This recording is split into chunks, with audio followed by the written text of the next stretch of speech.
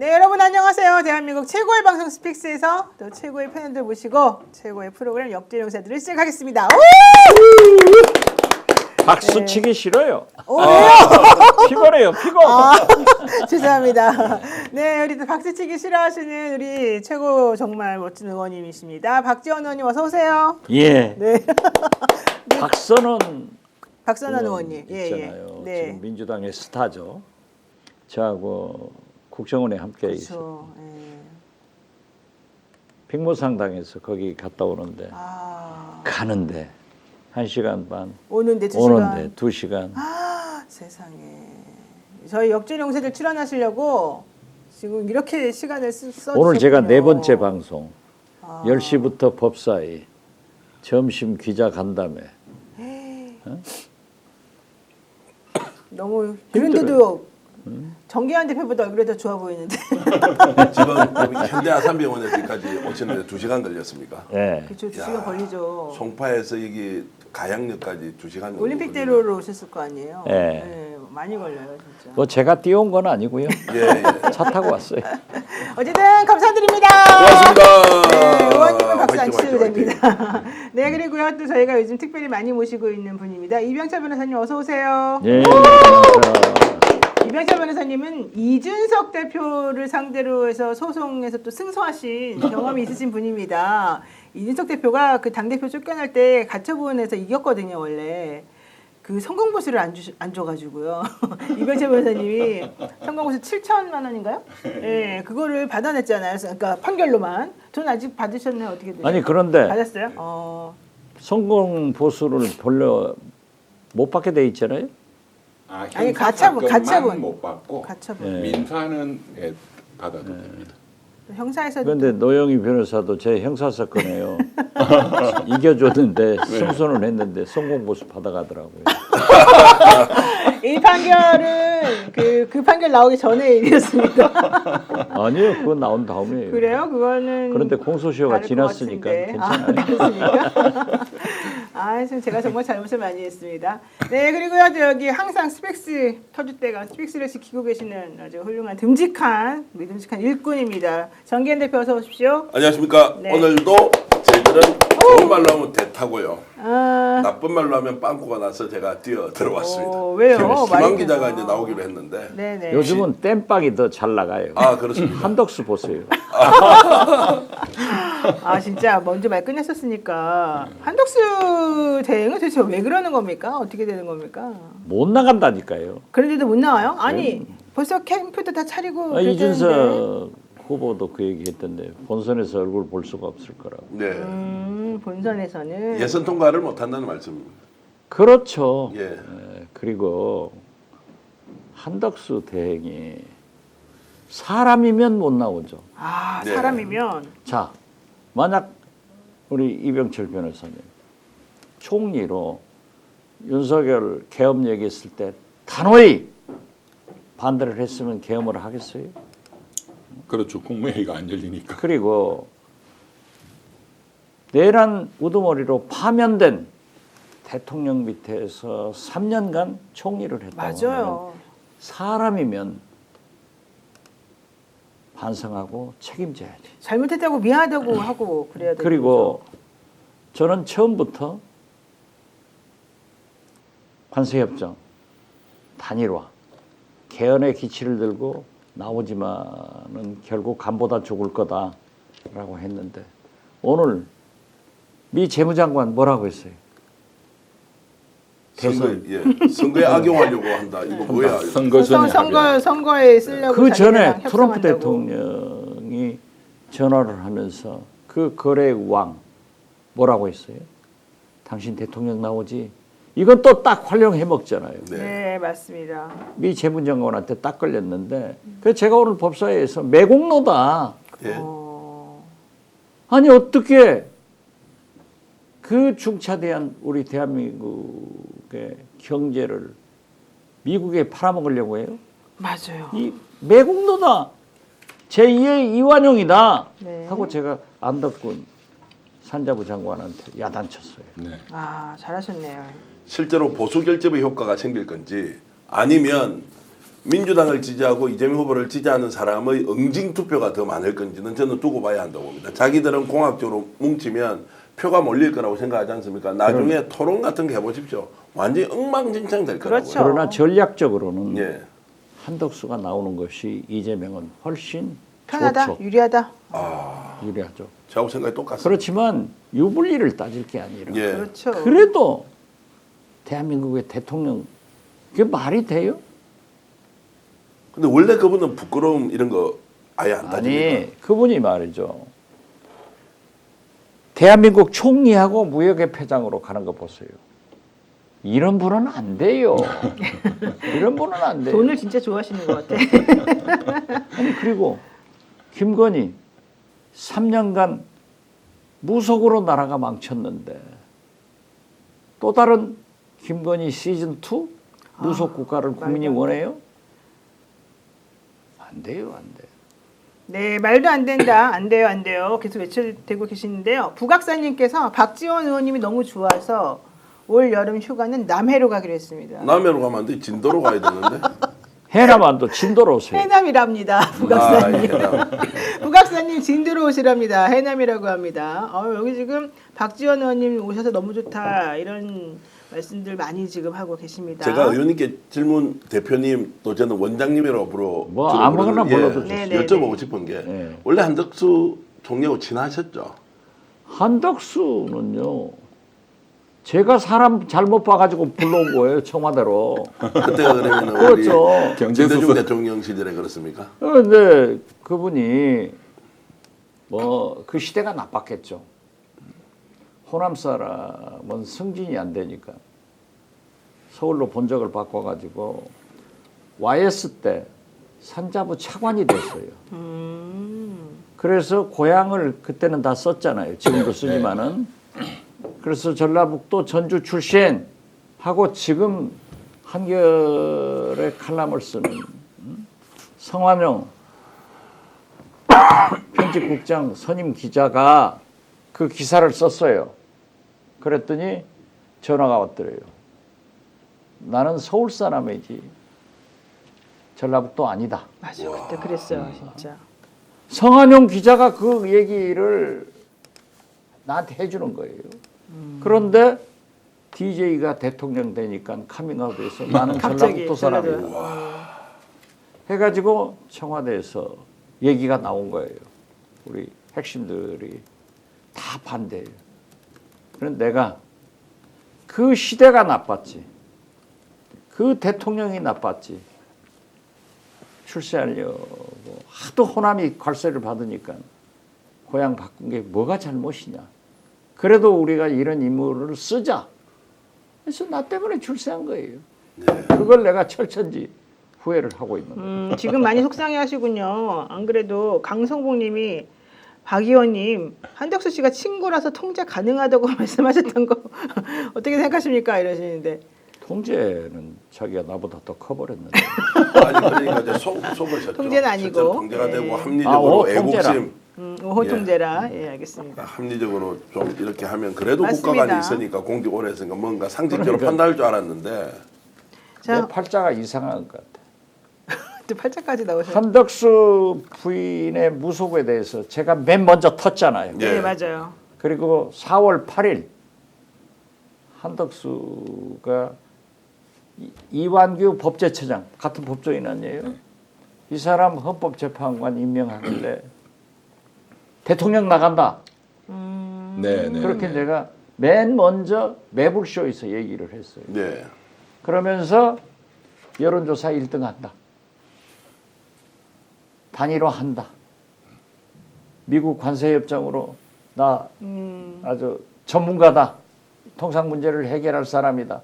그러면서 개헌으로 갈 거다. 좀 이따가 그 트럼프랑 통화할 거다 이런 얘기도 하셨어요. 그렇죠. 예. 내가 트럼프하고 통화할 것이다. 오늘 내일 한다. 오늘 그날 한다 저녁에 그랬어요. 해버렸어요. 맞아요. 그리고 광주를 기아 자동차 가더라고요. 자동차 갔으면은 달마가 동쪽으로 간 이유는 알았는데 한덕수도 동쪽으로 갈 거다. 거제나 울산 조선소 갈 거다. 딱 가더라고요. 그래서 그 다음에는 평택 갈 거다. 오, 미국 네, 네. 다 갔어요. 그렇군요. 왜 어렵냐? 하니까는 한덕수는 저처럼 정치권에서 성장한 잡초 같은 사람이 아니다. 사람이면은 대통령 선거에 떨어지더라도 나가서 당권을 걸머쥐는 거예요. 그런데 그럴 배짱도 없고 수양버들이야.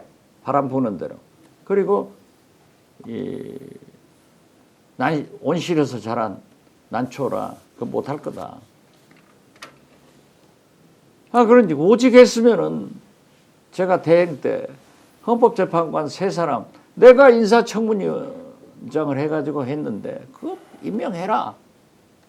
임명하면은 김건희 특검, 대란 특검 거부권 행사해도 좋다.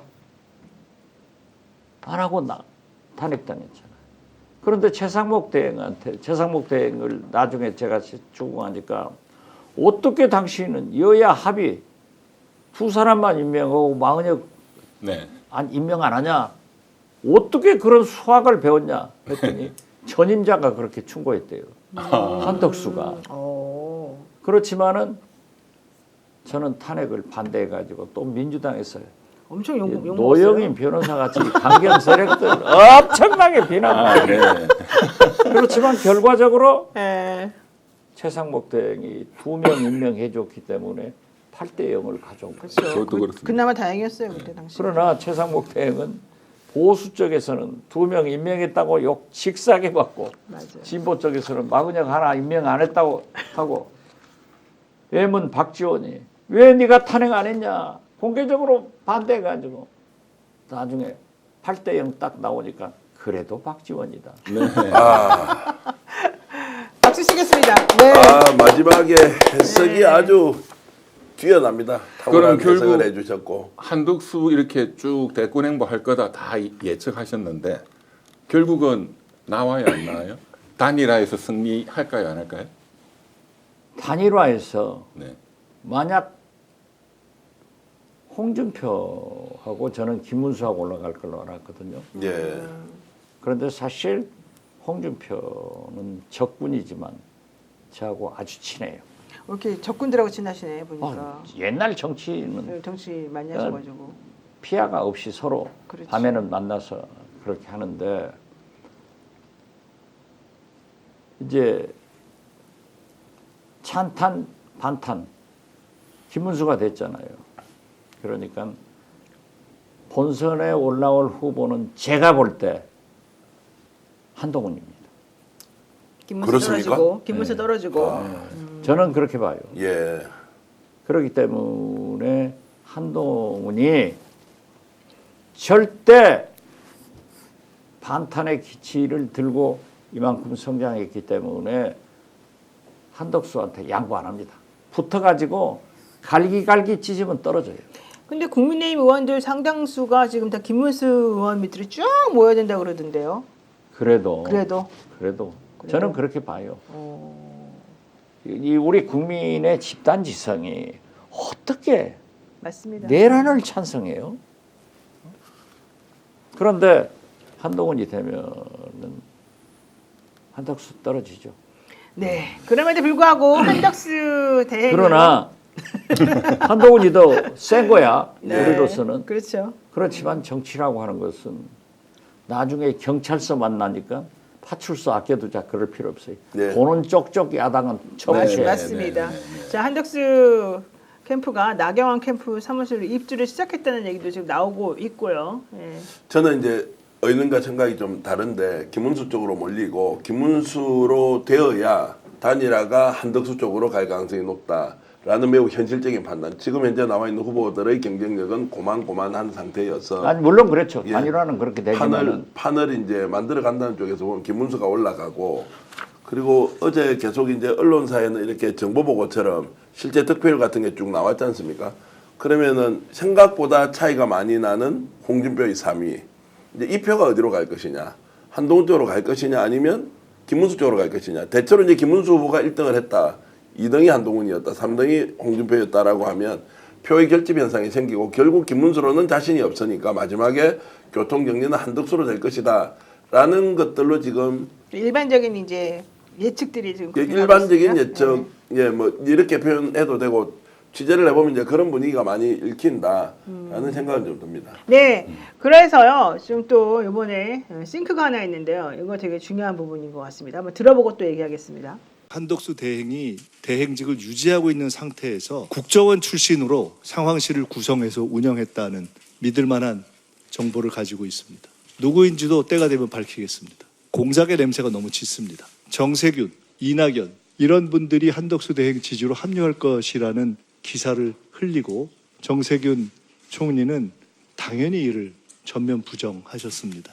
공작입니다. 이낙연 전 총리가 만약 합류한다면 실제 여부는 잘 모르겠지만 그런 판단을 하시기는 어려울 것이라고 보고 사쿠라 연합이라는 비판을 감당하기 어려울 것이다 이렇게 봅니다. 아니 근데 저 말씀이 맞을 수도 있는 게 이낙연 전 대표도 사실은 오늘 안 만나고 원래 그 전에 빅텐트 뭐 만들어갖고 뭐 한다 이런 얘기 하다가 안 만나셨고 정세균 전 총리는 아예 처음부터 무슨 소리냐 말도 안 되는 소리다 이런 얘기를 하셨거든요. 어떻게 보세요? 엄청나게 모멸감을 느꼈을 겁니다. 제가 아는 정세균 총리가 만약 저렇게 거론이 됐다면 본인의 자존심이 완전 뭉개졌을 그럼요, 거예요. 맞습니다. 어떤 사람이 이제 퍼뜨렸을 거 아닙니까? 엄청 화가 났을 거고요. 이낙연 이제 총리도 지금 뭔가 자신이 고백을 해야 되지 않겠습니까? 빅텐트 하겠다고 했던 말이 있고 한덕수 쪽에서 직접 전화를 했다고 하거든요. 그러면 이제 이실직고는 해야 되죠. 이쪽하고 빅텐트 만들어서 가야 되겠다. 나 호남 출신이니까 오히려 호남 출신이 경쟁력이 있으니까 저 영남도 밀고 다 해가 판 크게 만들어 보자. 이런 거 저는 좀 고백을 하도록 주위에서 압박을 해야 한다. 그런데 생각보다 드러내놓고 말하기가 굉장히 어려울 겁니다. 논리 구성이 첫 번째 되지 않고 국민 정서상 도저히 지금 이낙연 전 총리의 행동은 어떤 경우에도 받아들이기가 어렵다는 겁니다. 그러면 윤석열을 옹호하는 것인지 아니면 한덕수하고 진짜 손잡고 보수 빅텐트에서 자신이 대통령을 하겠다고? 근데 문재인 정부 때 총리하고 대선 후보였는데 압도적 지지율 1위까지 나왔던 사람이 지난번 전당대회에서 이재명과 또 경쟁을 하면서 대선 후보까지 된다 만다 한 사람이 갑자기 간다. 그럼 호남인들, 영남인들, 서울인들 누가 저걸 동의할 것이냐. 그래서 저는 못할 가능성이 높다는 생각도 해봅니다. 네. 정세균 전 총리가 거론된 것은 완전히 잘못이에요. 정세균 전 총리는 굉장히 화를 내고 딱 그쵸. 끊어버렸는데 네, 맞습니다. 이낙연 전 총리는 지금도 그렇게 움직이는 것 같아요. 그러면은 그러나 좀 생각이 있으시군요. 뭐 직접 들어보지는 알았지만. 않았지만은 주위에 그러한 얘기를 들어보면은 한덕수하고 빅텐트 한다. 이낙연 들어가면요 찢어진 텐트 돼요. 그건 스몰 텐트 되는 거예요. 맞습니다. 그래서 저는 호남파리 하지만은 그는 이미 고향 영광 한 평도 못 가고 광주에서 지난 총선에 민영배 의원한테 참패했죠. 도전했다가 참패했어요. 그래서 저러한 일들이 아무리 정치권이지만은 현실적으로 이루어지기 힘들다. 네. 안 된다. 저는 그렇게 봐요. 그러면 이병철 변호사님, 네. 한덕수 권한대행이 이런 식으로 자꾸 나가는 게 뒤에 윤석열 부부의 입김 때문이다. 뭐 이런 설도 있더라고요. 그런 것도 가능하리라고 보세요? 그게 이제 좀 합리적인 근거가 있는 게 아 그래요? 예, 이제 추측이긴 하지만 그러니까 엊그저께 총리 비서실장 했던 손영택 변호사 저도 네. 좀 잘 아는 후배인데 그 친구가 이제 사표 내고 나왔잖아요. 근데 그 친구가 지금 실무 준비를 다 하고 있다는 거고 나경원 그 사무실도 근데 그 손영택 전 비서실장이 원희룡 장관의 최측근이거든요. 예, 지난 대선 때도 그때도 제가 이제 그때부터 잘 아는 친구인데 그래서 원희룡 장관이 총리실에 박은 거죠. 예, 자기 측근을. 그래 보면 원희룡 장관은 2주 전에 경선에 나올까 말까 하다가 경선 자체를 출마를 안 하고 이미 그때 의원님 말씀하신 것처럼 한덕수 플랜을 가동시키고 있었다. 근데 뭐 원희룡 장관이 다 아시다시피 김건희의 뭐 거의 따까리 노릇을 했으니까 그런 연관성이 합리적으로 의심이 되죠. 근데 과연 그게 국민들한테 먹히겠냐? 예. 오히려 그런 인맥이.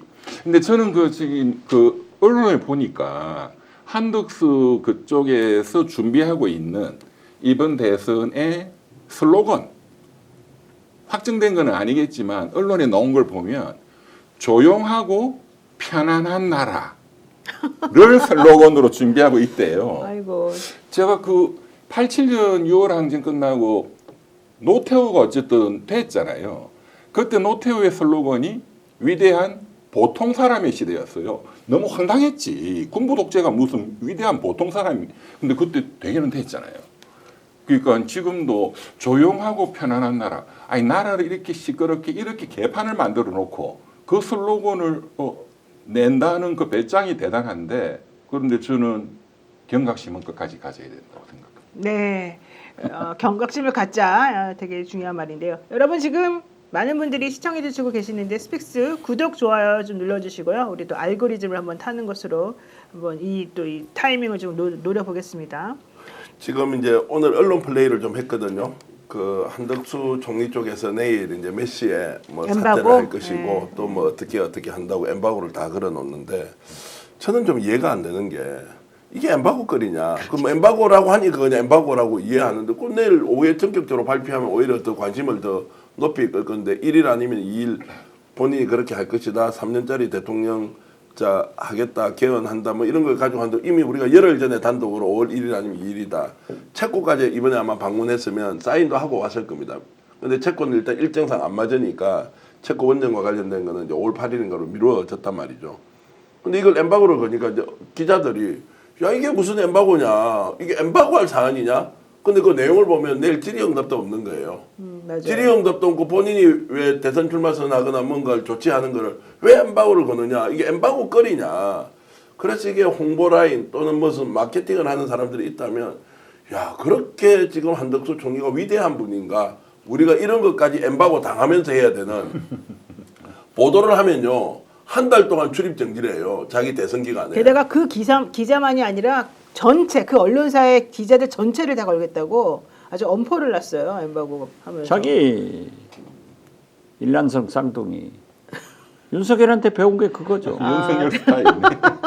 그렇군요. 아니 그 말이 안 되잖아요. 무슨 예. 그래 그걸 가지고 자 언론사가 혹시 엠바고 안 지키면 꼭 그렇게 중요하면 엠바고를 하지 말고 그냥 내일 전격적으로 그렇지, 발표하면 될 거 그러면 되지. 아니에요. 뭐 미리 알려줄 예를 필요가 들어서 있어. 몇 시인데 몇 시 합니다라고 1시간 전에 얘기를 하든지. 맞습니다. 근데 이거 뭐 너희들 그대로 따라하지 않으면 너 다 언론사 출입 정지야 그 언론사는. 이래가지고 무슨 국민들 만나가지고 뭔 설득을 한단 말입니까? 아니, 제발 게다가, 저는 나와서 네. 이재명 후보하고 맞짱 토론 이런 거 하는 거 진짜 한번 보고 싶다. 맞습니다. 이런 생각이 좀 들었어요. 게다가 지금 김민석 수석 최고위원 말씀을 들어보면은 한덕수 대행이 국정원 출신으로 상황실을 운영했다 그러잖아요. 이게 무슨 말입니까? 도대체 왜 이러는 거죠? 글쎄요, 저도 그런 얘기를 들었는데 네. 이제 본래 총리실에는 국정원 출신이 있죠. 대테러 팀들이 대테러 문제는 테러 예, 방지하려고. 네. 문제는 총리실 소관이에요. 아, 그렇기 때문에 국정원 요원들이 거기에 파견 나가서 있으니까 뭐 3년 같이 있었으니까 잘 알겠죠. 그리고 또 거기에서 퇴직한 사람들 이런 사람들하고 있었는지는 몰라도 국정원 그렇게 호락호락한 곳이 아닌데. 아니 하지 않아요. 아 그렇게 안 해요. 네, 하지 않아요. 보세요. 이번에 홍장훈 1차장이 대통령 전화 받고 여인영 방첩사령관 전화 받고 움직였으면요.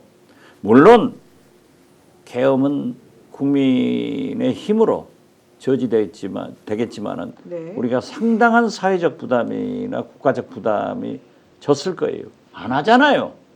홍장훈도 탁 뿌리치잖아요. 아니 게다가 만약에 권한대행직을 유지하는 상태에서 국정원 출신으로 상황실을 운영했다. 그러면 이거는 그야말로 큰일 아닙니까? 말이 안 되는 거 아닙니까? 국정원 출신들이 했다 하면은 별 문제가 아니겠죠. 그런데 네, 그러나 국정원은 일단 퇴직하더라도 그러한 문제 어떤 일을 하는 데는 관여하면 안 되는 거죠.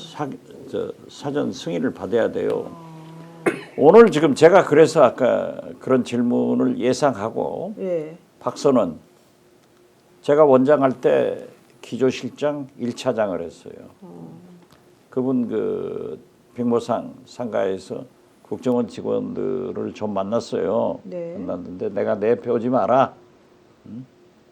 또 나 만났다고 보고해야 되고 조사받는다. 국정원 예, 그렇죠. 분들에게. 그런데 그 얘기를 물어봤더니 그렇게 크게 생각 안 해요. 그러면은 뭐 그냥 아니 했겠죠. 그렇지만은 별 임팩트가 없다. 저는 그렇게 봐요. 그렇군요. 어쨌든 사직한 직원들이 이제 이건 김희사학원 얘기이긴 한데요. 사직한 직원들이 약속하고 계획한 듯이 한대행의 공식, 비공식 대상 캠프에 들어가서 합류해서 활동한다. 그러면은 이거는 그 전에 이미 공직에 있을 때부터 뭔가 사전에 준비를 했을 것이다 이렇게 보인다. 이거 매우 위험하다. 이제 이런 얘기를 사실. 그것도 있고 이제 국정원 네. 직원들은 몇 년 동안 그 비밀을 유지해야 절대로 되죠. 예. 누설도 해도 안 되지만 사전 승인을 받아야 되는데 승인을 받았는지 안 받았는지 이제 법적으로 문제가 있는지 없는지 좀 따져봐야 되지 않겠습니까? 그런데 이걸 국정원 출신들을 데리고 와서 선거 캠프를 다 차리면 그러면 달라집니까? 이제 공작 정치 할 수 있다는 이미지에 훨씬 더 본인에게 불리할 것 같아요. 그러니까요. 그런데도 이제 저렇게 버젓이 하는 것은 제가 보기에는 아예 다르게 생각하는 사람인데 저는 사람만 다르다고 생각하거든요. 어느 순간에 저는 공간이 다르다. 윤석열, 김건희, 한덕수가 살고 있는 공간은 똑같은 대한민국인데 우리는 땅에 발붙이고 사는데 이 사람은 구름 위에서 사는 사람들이냐? 민심을 이렇게 읽을 수가 있나? 지금도 여전히 본인들이 잘하면 이길 수 있다. 이기면 사면할 수 있다. 이런 걸로 가게 돼 있는 그 환상을 정상적인 사고로 하기는 어렵다고 보고 뭔가 여기에 또 다른 초현실적인 것을 가져와서 선택했을 수 있다. 그러니까 끝까지 시도해서 한 번만 맞으면 되잖아요. 파면까지 됐는데 끝까지 그래서 어떻게 되느냐. 저희들이 한 보름쯤 전에 경기도 어디에 가서 뭐 용땡땡이라는 절에서 최하영 그리고 김건희가 만났다라고 유력한 정보를 가지고 얘기를 했거든요. 아 그래요? 그때 뭔가 있었다. 또 권영세 비대위원장 그리고 권성동 원내대표가 따로따로 찾아가서 한덕수 당시 만났다. 총리를 만났다. 네. 예. 그 시점에 자 김건희와 최하영도 만났다라고 하는데 이제 이런 것들을 보면 뭔가 초현실적으로 결정되는 다른 것이 있을 수 있다 이런 생각을 해봅니다. 그렇군요. 아니 근데 사실은 저는 이 얘기 듣고 깜짝 놀랐어요. 미 재무부 장관 스콧 베센트라는 사람이 지금 한덕수가 사실은 선거용으로 우리한테 협상을 빨리빨리 해달라라고 요청했다. 뭐 이런 취지로 지금 얘기를 하지 않았습니까? 완전 나라를 팔아먹은 상황인데요.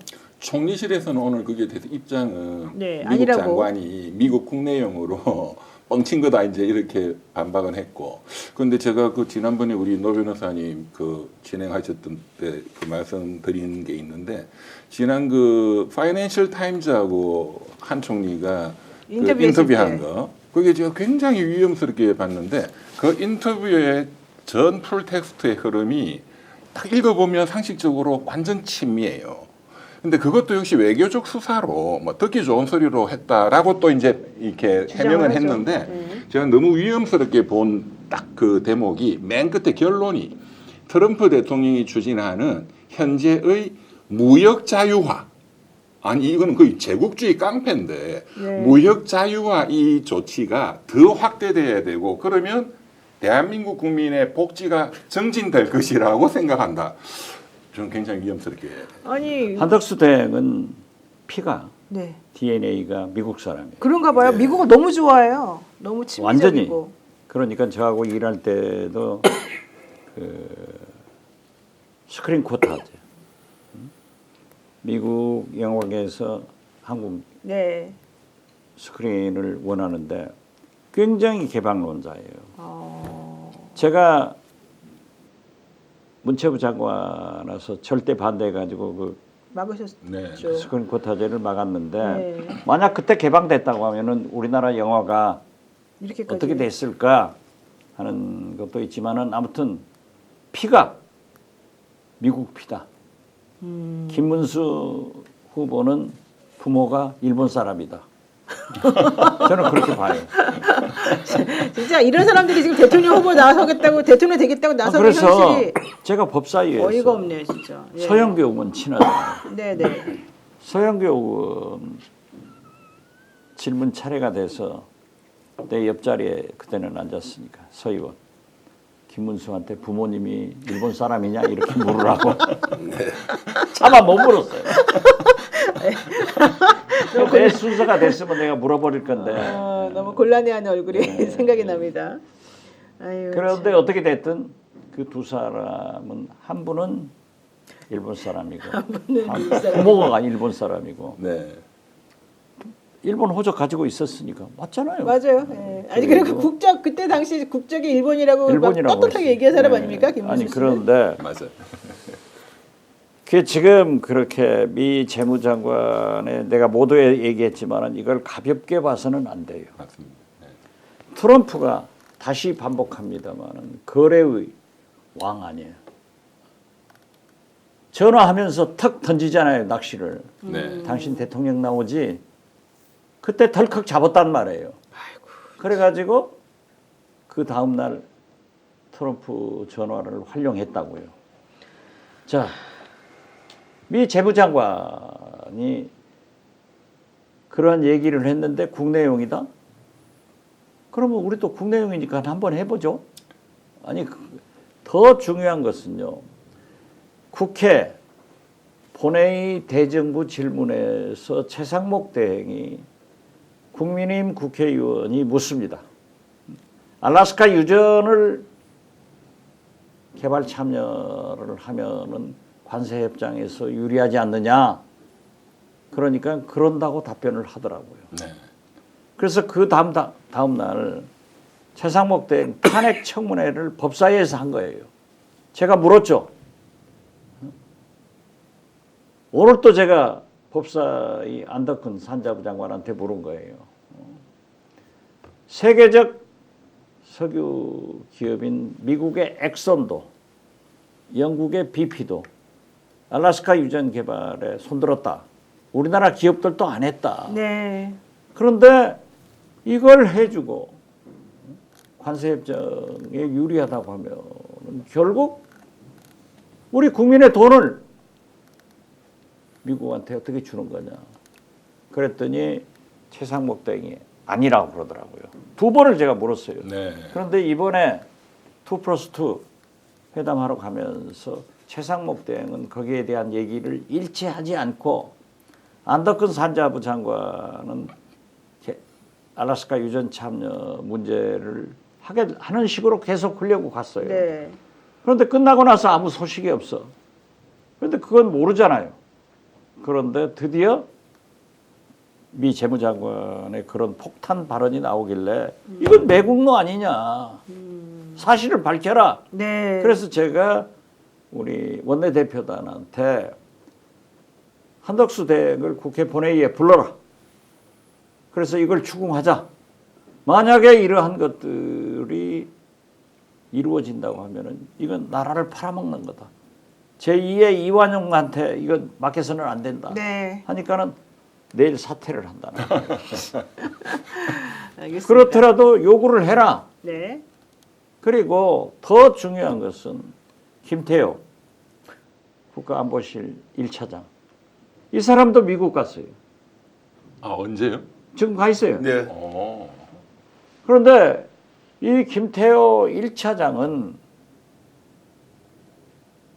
청와대 민정수석 검사 출신 민정수석 있잖아요. 네. 이 베일에 쌓인 사람들이에요. 네. 그리고 특히 김태호 1차장은 MB 때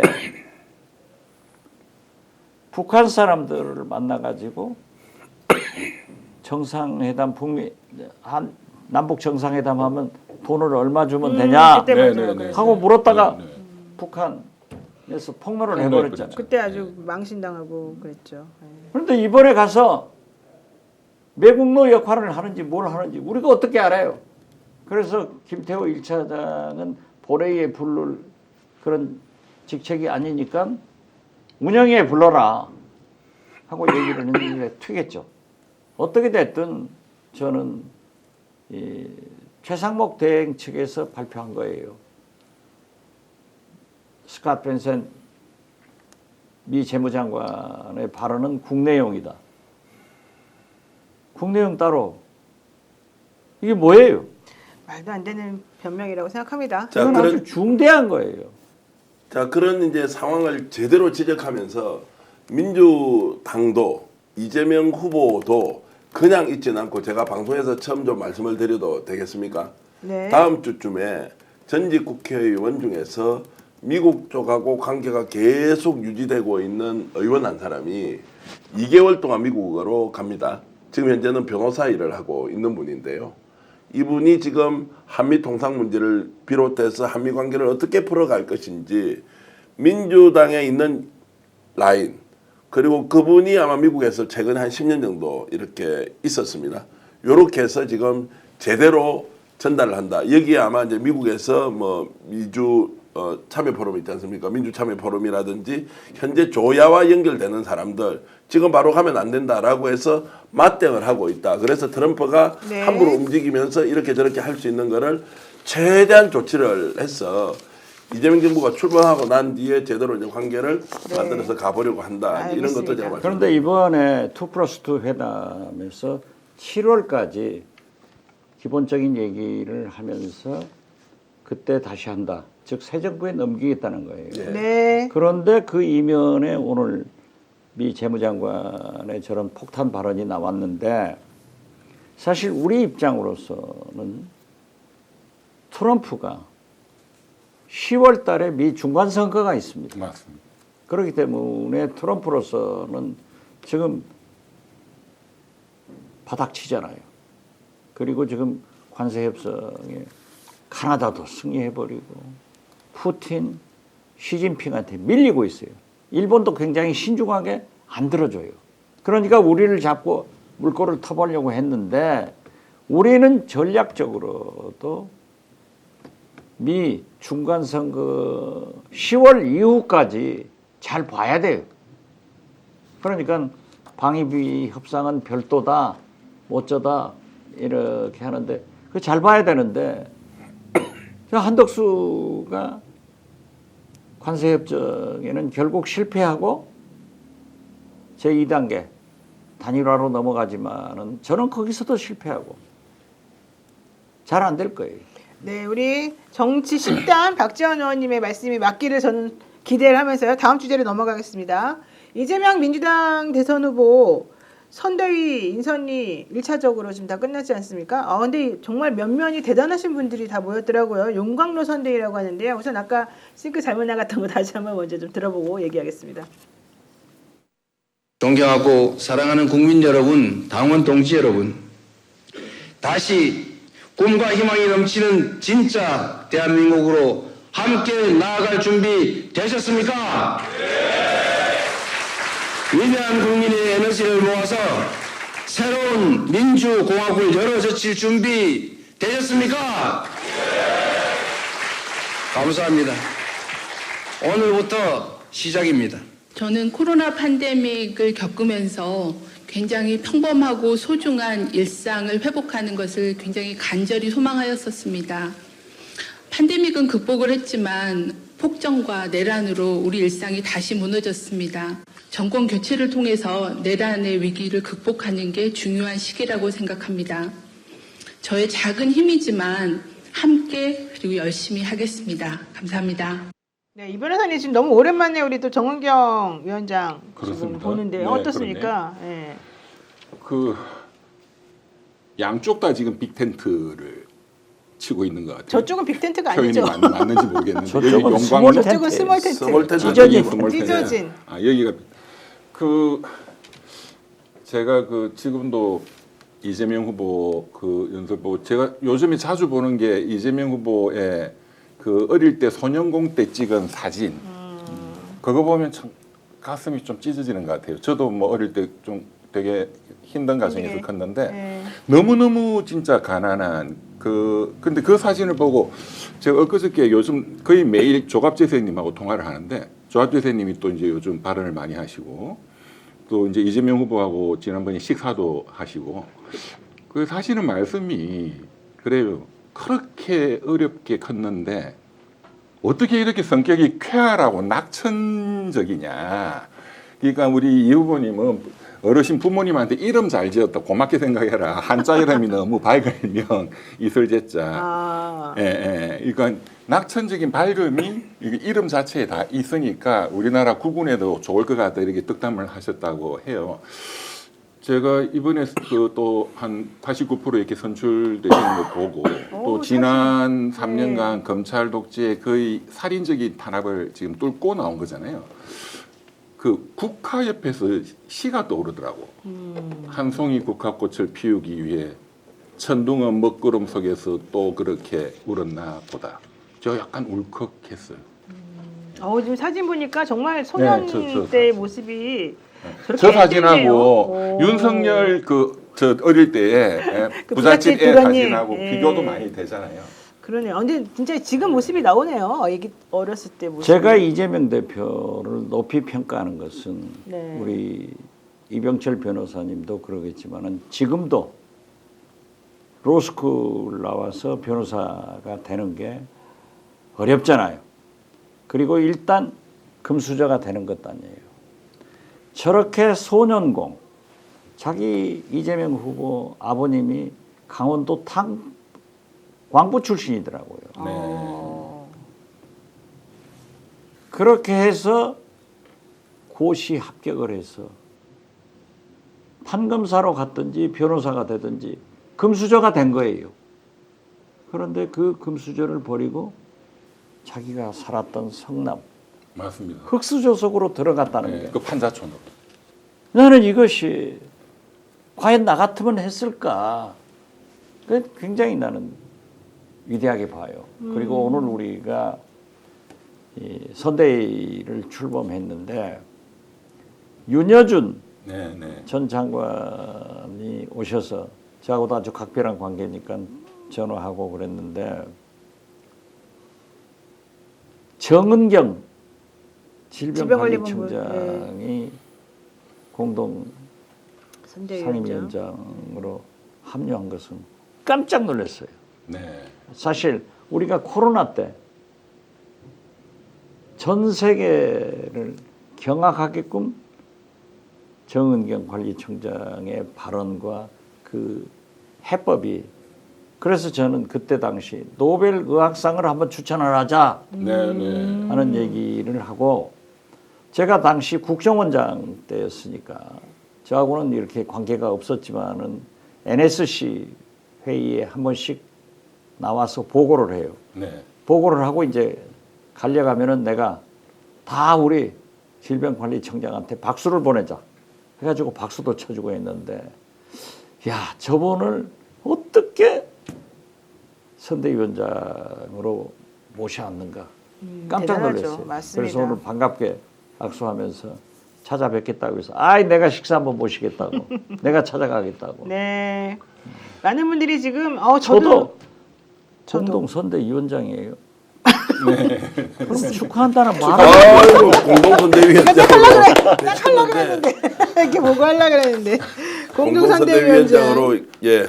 네 말씀하세요. 예. 아니 저는 이재명의 진가를 지금 이제 확인할 수 있어서 참 좋다는 것을 이야기하기 전에 2020년도에 민주당 당원이 한 80만 될 때 한 3, 4년 사이에 지금 450만 명 정도까지 가 있고 그 중에서 권리 당원이 한 번이라도 됐던 분들이 한 250만 명. 이번에 이제 투표를 직접 할 수 있는 투표권 있는 분들이 권리 당원으로 한 125만 명 정도 되는데 이분들은 진작에 이재명의 진가를 알아보고 개딸이라는 수없이 많은 비판을 받고도 우리는 끝까지 이재명을 지켜야 돼. 네. 잼잼 봉사단 그리고 재명인의 마을 그리고 유튜버 구독자 100만 넘게 만들어줬던 분들 있지 않습니까? 이분들이 진작에 알아봤다. 그런데 이분들이 요즘은 약간 이런 생각이 들 수 있어요.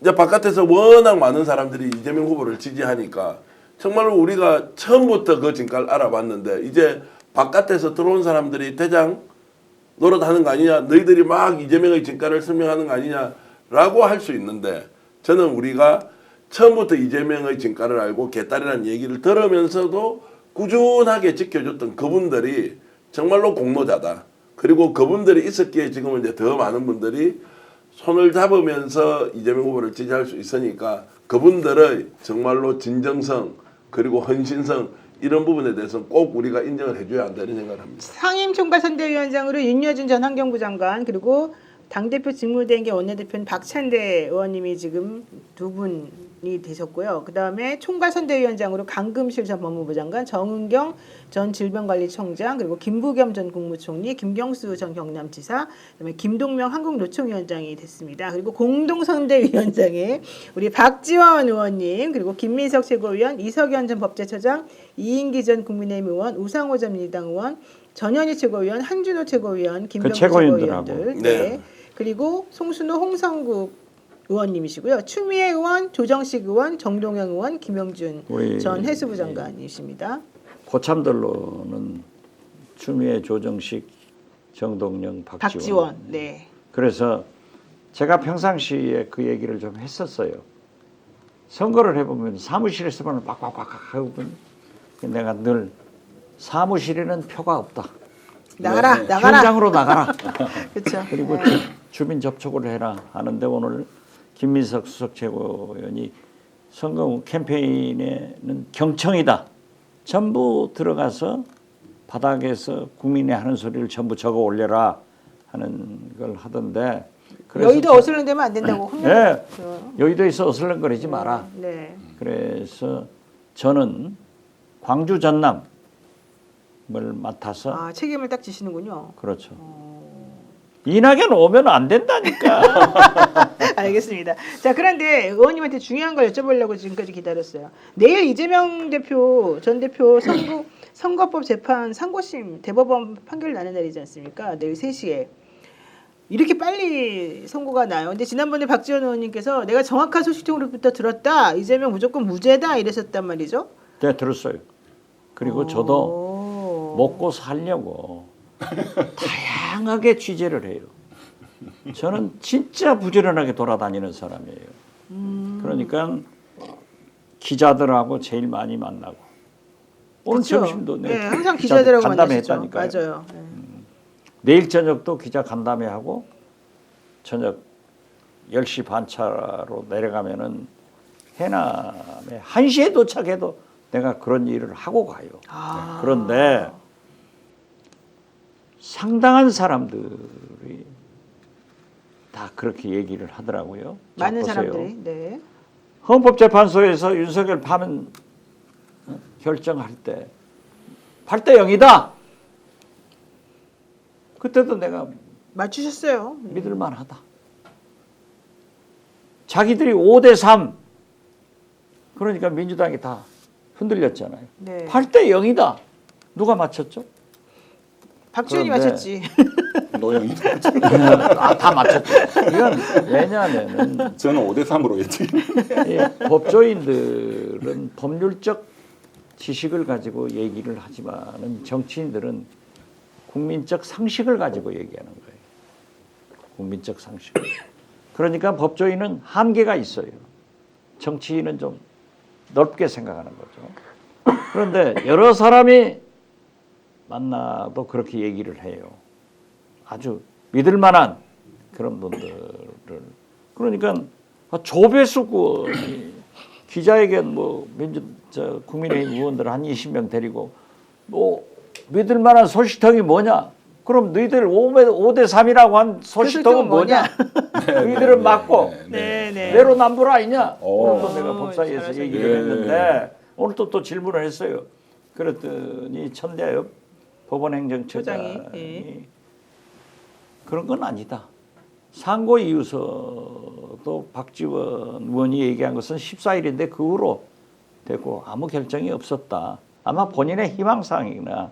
그러나 박지원 의원은 늘 사법부의 최종 판결은 받아야 된다. 네. 순종하자. 맞습니다. 이렇게 이제 답변을 했다고 그러더라고요. 그래서 오늘 또 내가 얘기를 했는데 저는 오늘 내일 생중계를 해요. 네, 대법원에서 생중계하죠. TV. 물론 생중계의 관례가 있지만은 그걸 꼭 할 필요가 왜 하지? 왜 하지? 의미가 있죠. 하는 게 매우 좋죠. 아니 글쎄요. 네. 그러니까 저는 여러 가지로 생각해 본단 말이에요. 그렇죠. 그런데 오늘 법사위에서 우리 김기표 의원이 검사 출신인데 그렇죠. 아주 똑똑해요. 이제 천대엽 법원 행정처장한테 자판을 하느냐, 파기환송을 하느냐 이렇게 하니까 대개 파기환송을 하면은 돌려보낸다 고법으로 이 두 번 그 얘기를 했어요. 네. 그리고 생중계를 한다? 돌려보내는 거를 생중계할 필요 없잖아요, 그렇죠? 글쎄 말이에요. 그 얘기를 하시고 싶은 거예요 지금. 예. 그래서 나는 조금 의구심을 가져요. 긍정적으로 예. 아니, 그냥 의구심을. 예. 그러나 네. 만약에 파기환송을 해서 고등법원으로 돌려보내더라도 별 문제. 지금의 이재명 위치하고 똑같아요. 맞습니다. 만약에 원심 확정 해버리면은 이재명은 날개를 달 수 있죠. 그러나 파기환송 고등법원으로 돌려보내면은 지금 위치하고 똑같아요. 네. 재판의 계류적인 거예요. 맞습니다. 그래서 큰 동요는 할 필요 없다. 그러나 어떤 경우에도 우리 국민은 정치권에서 사법부의 판결에 대해서 받아들이고 특히 대법원의 최종심이기 때문에 받아들이고 거기에 맞는 대책을 강구할 것이다. 저는 그렇게 말씀드립니다. 네, 그런데 6월 3일 날이 우리 대통령 뽑는 날이잖아요. 그날 이재명 후보에 대한 재판이 있어요. 그러니까. 위증교사 사건. 그런 네, 경우가 오늘 있어요? 우리 정청래 네, 법사위원장이 얘기를 하더라고요. 그런데 재판 일정은 저도 지금 재판 받고 있어요. 오. 서해 사건으로. 네, 맞아요. 제 재판장이 주기현 부장. 그러니까 지금 뭐 당내에서 상당히 주기현 재판장에 대해서 불만을 얘기하는데 저는 얘기할 수 없잖아요. 네. 내 재판장인데. 그러네. 그리고 저 혼자 재판을 받는 게 아니라 서욱 국방장관, 서욱 안보실장, 뭐 해경청장, 우리 국정원 기조실장 다 받는데 내가 정치인 입장에서 얘기를 또 자기 재판에 대해서 얘기를 하는 것은 안 해요. 네. 그런데 노영희 변호사, 네. 김종대 전 정의당 의원 있잖아. 네. 이 작자가 나하고 방송 나가서 박지원 원장님도 지금 지기현 판사한테 재판받고 있잖아요. 이게 폭로를 해버려. 그래서 내가 알겠습니다. 예. 이 때려 죽인다 하고 이제 웃었지만은 저는 얘기할 수 없지만은 어떻게 됐든 재판은 사전 일정을 잡잖아요. 네. 네. 변호사니까 잘 알죠. 아마 대선 그런데 일정이 잡히기 전에 잡히기 잡은 전에 저는 잡았다고 그리고 봐요. 저는 이건 솔직히 이 그건 재판은 얘기해. 그리고 이 재판은 전혀 걱정 안 하는 게 걱정할 필요 없어요. 그렇죠. 그리고 위증교사 사건 항소심 재판 나오라 네. 해도 그날 휴일이에요. 그냥, 그렇죠. 그냥 공휴일이죠. 나갈 수가 없어요. 임시 공휴일로 네. 제. 네, 네. 자, 그것은 네. 말할 필요 없다. 이 재판은 저는 그 정청래 위원장이 지적한 것은 그거예요. 그렇게 다른 피고인한테는 촘촘히 그렇습니다. 일정을 잡으면서 네. 내란 우두머리 집중 심리를 해야 할 일주일에 한 번 재판해야 할 윤석열에 대해서는 거의 뭐 3주 만에 한 번씩 네, 이게 특혜를 잘못됐다는 것을 맞습니다. 지적한 거지. 많은 분들이 박지원 의원님한테 지기현 부장의 재판에서 두 눈 부릅뜨고 잘 지켜보시라고 지금 전하고 있습니다. 저는 무죄돼요. 네. 왜냐하면은 아니 그러니까 우리 의원님은 당연히 무죄 아니. 되겠지만, 네. 이제 그 해수부 공무원을 자진 월북이냐 그냥 월북한 거냐 뭐 이런 건데 국정원은 참고로 세계 정보기관은 절대 확정적인 얘기를 하지 않습니다. 그렇구나. 첩보나 정보를 수집해서 분석을 해요. 그리고 국정원은 결정하는 것이 아니에요. 네. 청와대에 보고하는 거예요. 알겠습니다. 그런데 보면은 자진 월북일 수도 있고 아닐 수도 있고. 그래서 내가 2달 돼서 그 사건이 났는데 제가 물어보죠.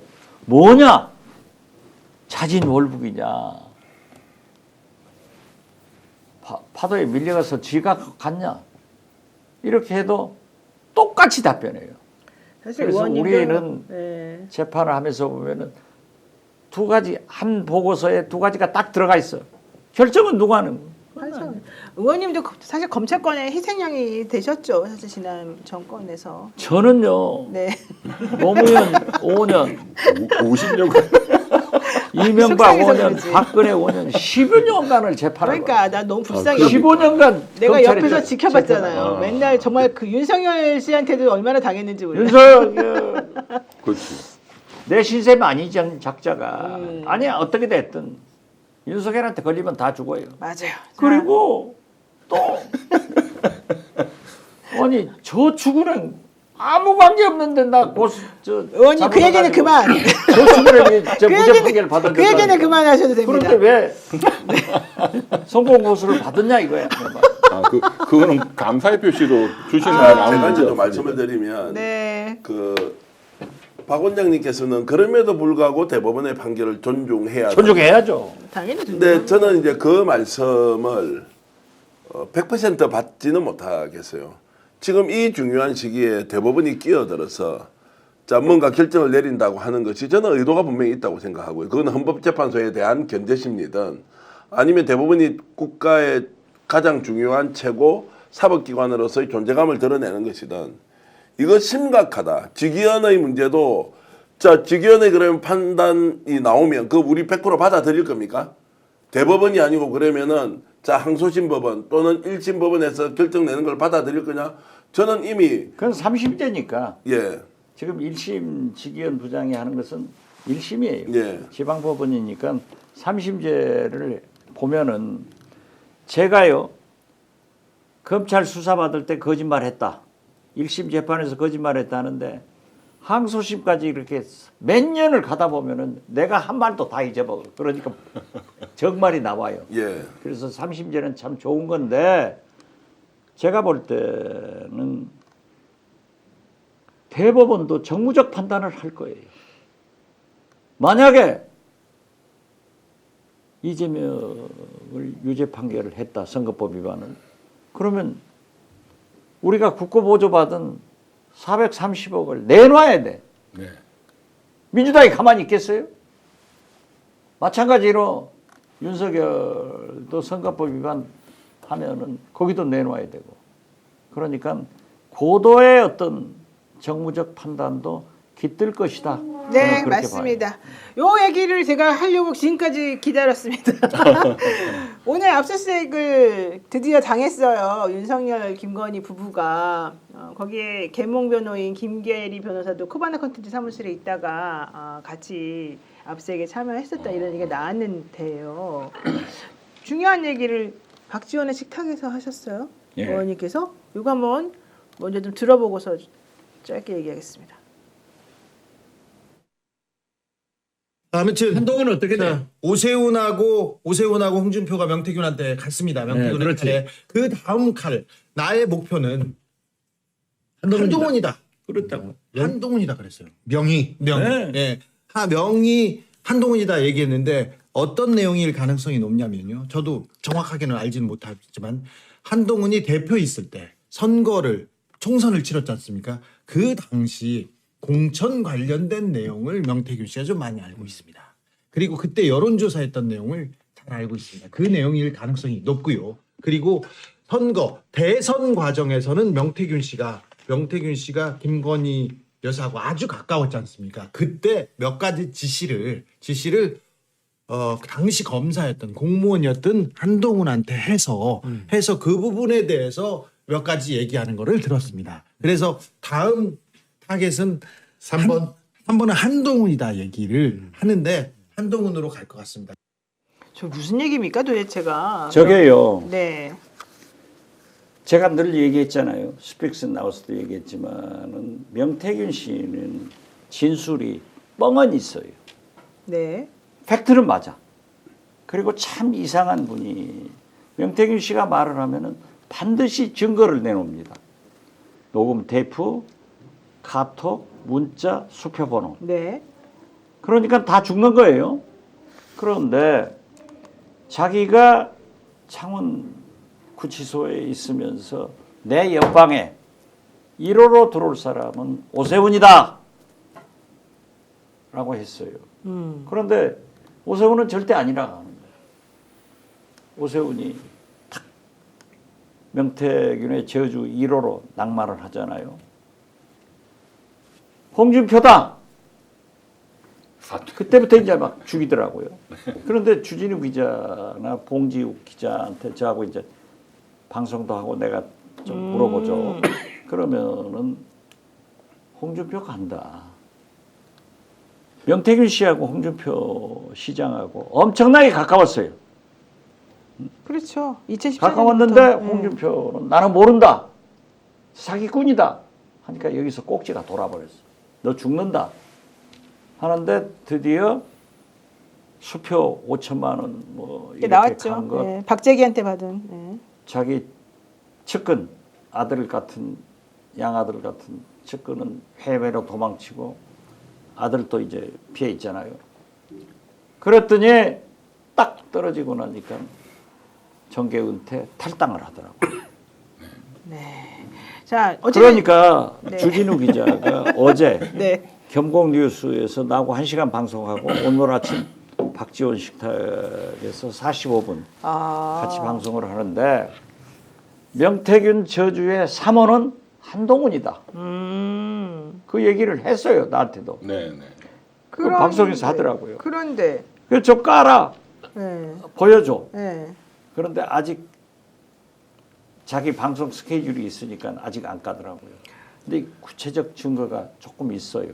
그런데 명태균은 저주 3호로 1, 2호는 보냈으니까 오세훈, 홍준표 3호는 한동훈이다. 근데 그런데 그게 김건희하고 엮여 있더라고요. 근데 오늘 압수수색을 윤석열 김건희 부부에 하니까 검찰이 그러면 윤석열 김건희 부부를 버린 거냐 이제 어떤 거냐 이런 얘기가 계속 나왔거든요. 근데 장난치는 거냐 잠깐만요. 그렇게 얘기했는데 결국 그 압수수색한 검사가 사실은 윤석열 파예요.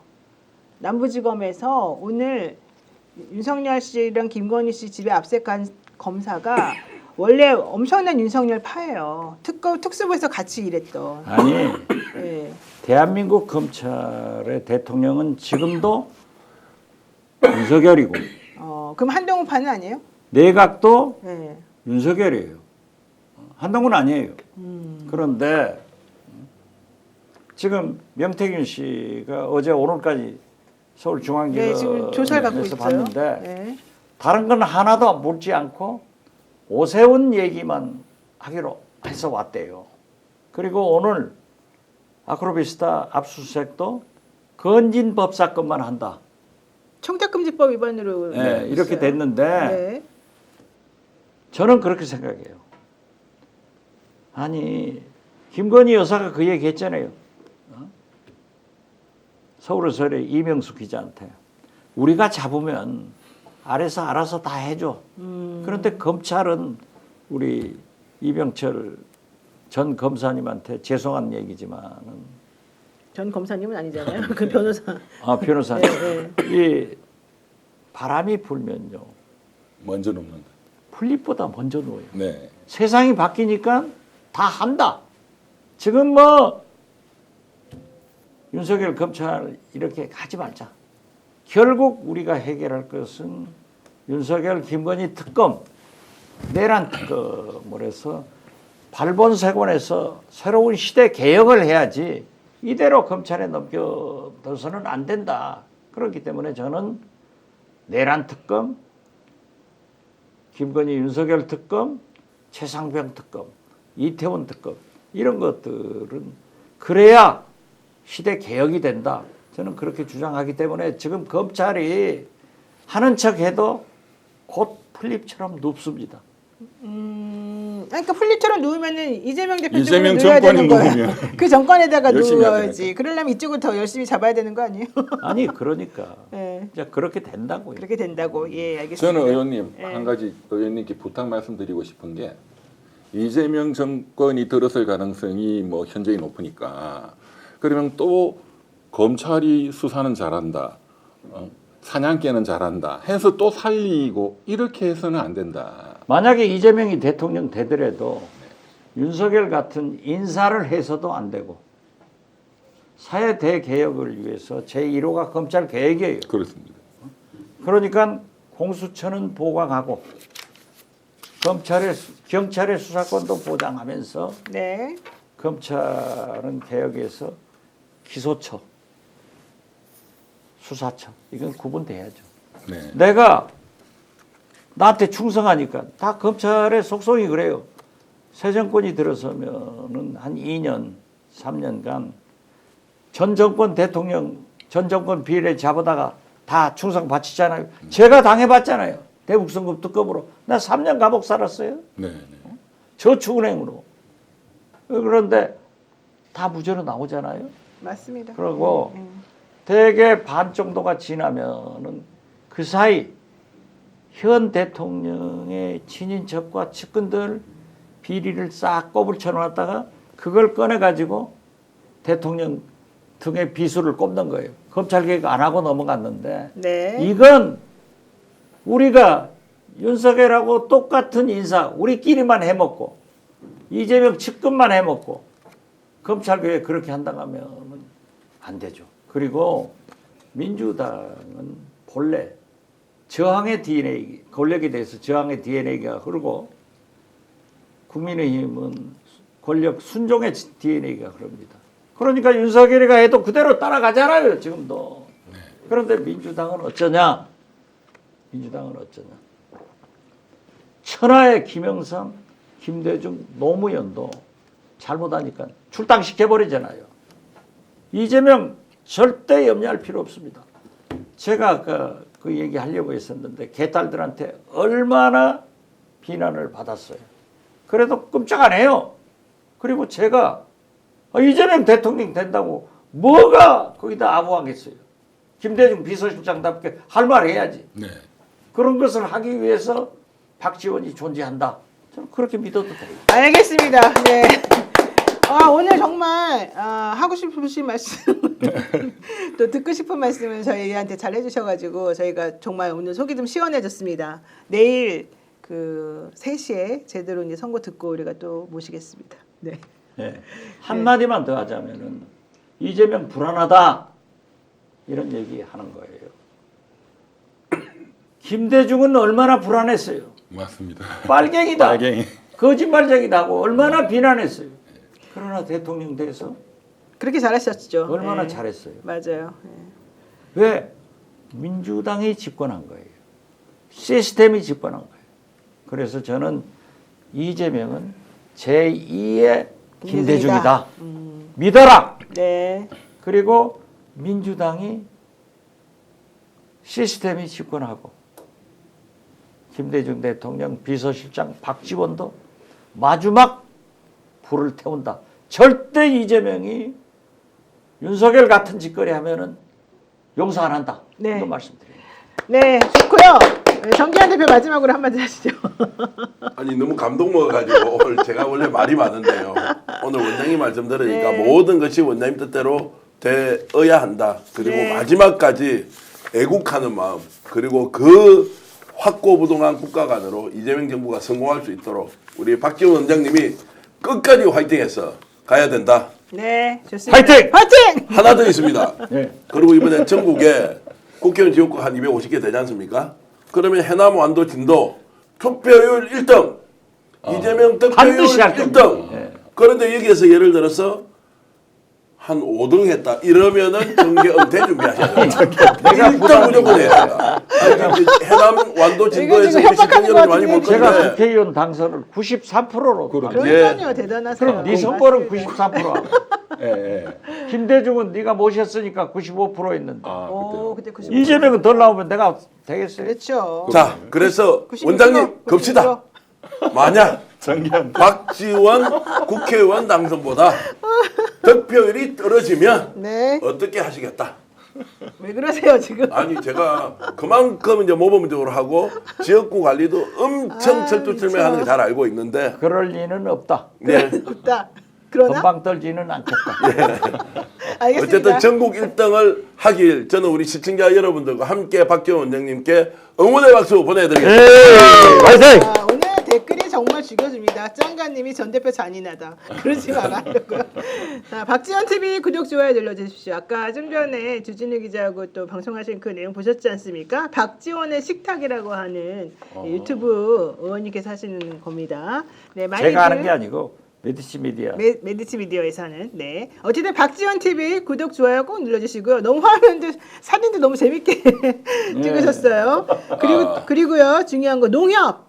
301-0535-1002-91 301-0535-1002-91 국회의원 박지원 후원의 계좌입니다. 여러분들 난 지난번에 냈는데 이렇게 말씀하실 필요가 없어요. 작년에 냈어도 올해 다시 계좌는 열리는 거고요. 그리고 대선이 있는 때는 금액이 좀 올라가지 3억이 않습니까? 3억까지 가능하다고 합니다. 농협 계좌고요. 301-0535-1002-91 그리고요, 지금 말씀하시는 걸 들어보셨다시피 박지원 의원님은 본인 재판 때도요, 엄청난 이 기억력과 디테일이 살아있음을 보여준 산 증인입니다. 이게 어떻게 가능했냐? 두뇌 기억 플러스와 같은 이 좋은, 이 아마 좋은 영양제들 평상시에 좀 챙겨 드시는 거 아닐까 생각이 드는데요. 여러분들 혹시라도 내 기억력에 조금 자신이 없다 싶으시면요. 집중해서 이 두뇌 기억 플러스라고 하는 이 일양약품의 제품을 한번 생각해 주시기 바랍니다. 윤석열은 먹으면 안 돼요.